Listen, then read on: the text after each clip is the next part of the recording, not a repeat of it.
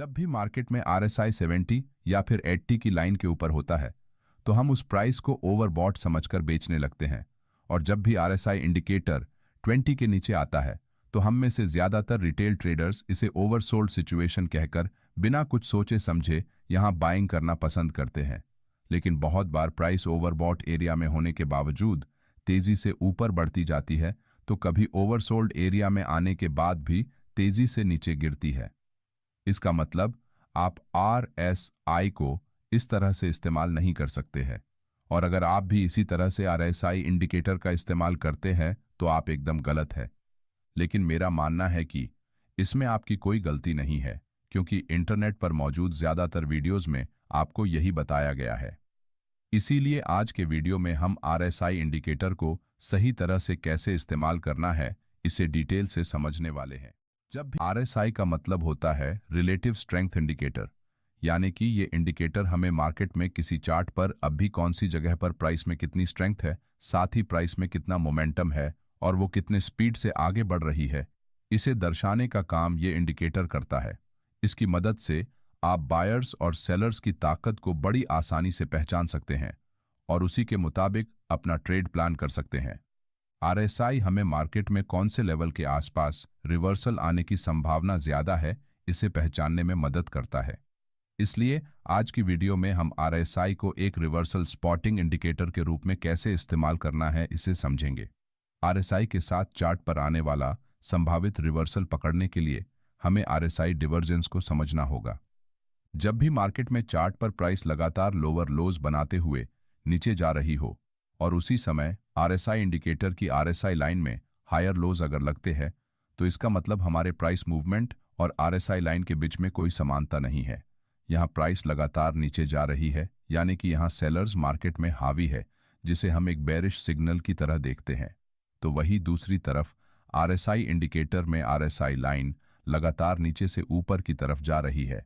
इसका मतलब यहाँ प्राइस के नीचे गिरते समय मार्केट में रिलेटिव स्ट्रेंथ कम होने की बजाय बढ़ रही है, जो कि एक बुलिश सिग्नल की तरह दिख रहा है। यानी कि यहाँ आरएसआई और प्राइस इन दोनों में असमानता है, और इसी असमानता को हम डाइवर्जेंस कहते हैं। इसी डाइवर्जेंस का इस्तेमाल हम किसी भी चार्ट में संभावित प्राइस रिवर्सल को पकड़ने के लिए कर सकते हैं। किसी भी मार्केट कंडीशन में डाइवर्जेंस मुख्य रूप से दो प्रकार के होते हैं। नंबर 1 बुलिश डाइवर्जेंस और नंबर 2 बेरिश डाइवर्जेंस। सबसे पहले हम बुलिश डाइवर्जेंस को समझेंगे। ये निफ्टी 50 का 8 जनवरी का 5 मिनट टाइम फ्रेम का चार्ट है, जहां मार्केट में बेरिश सेंटिमेंट की वजह से प्राइस लगातार लोअर लोज का फॉर्मेशन बनाकर नीचे गिर रही है। अब इस चार्ट को देखकर कोई भी बता सकता है कि यहां मार्केट में बेरिश ट्रेंड चल रहा है, लेकिन कोई भी ये नहीं बता सकता है कि कौन सी लेवल या फिर जगह पर सेलर्स की स्ट्रेंथ कितनी है।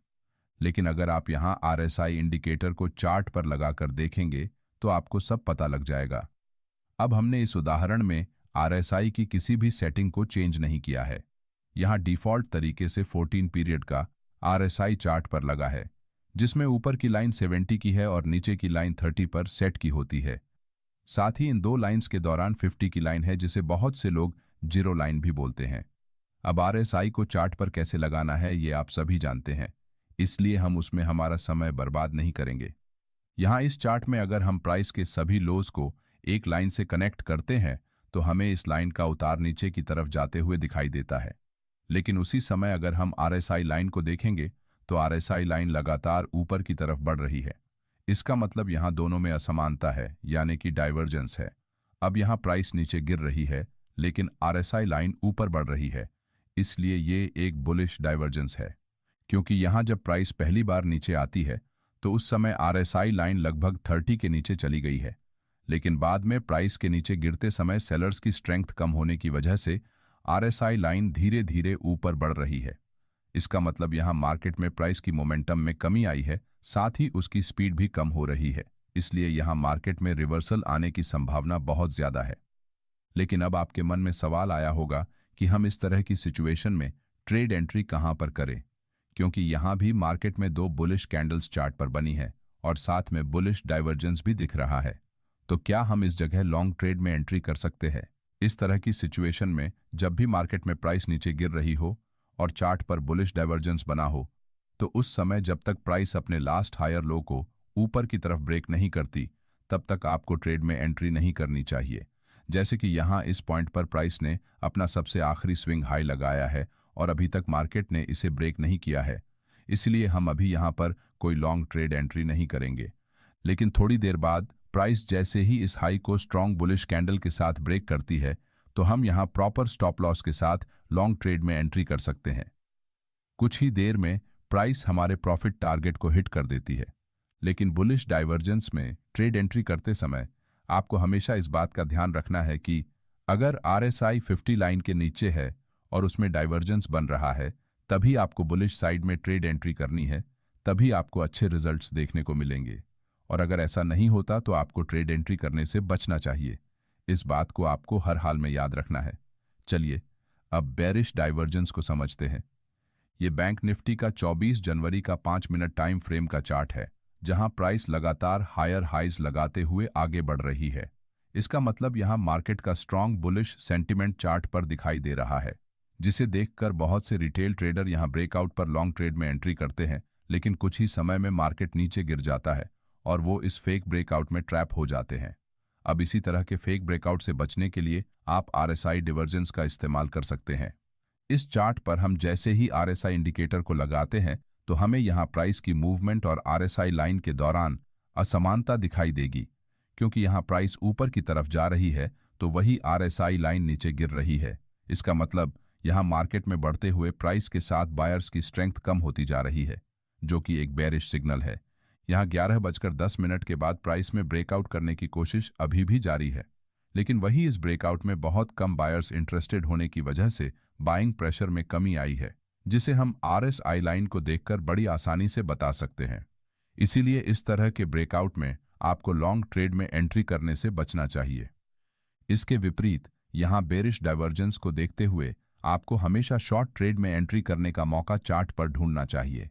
जैसे कि इस चार्ट में प्राइस जैसे ही अपने लास्ट लोअर स्विंग लो को एक स्ट्रॉन्ग बेरिश कैंडल के साथ नीचे ब्रेक करती है, तो आप यहां प्रॉपर स्टॉप लॉस के साथ शॉर्ट ट्रेड में एंट्री बनाकर अच्छा प्रॉफिट टारगेट हासिल कर सकते हैं।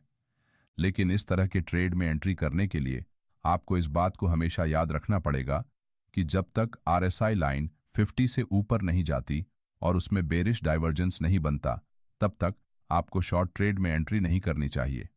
तभी आप अच्छे प्रॉफिट टारगेट हासिल कर सकेंगे।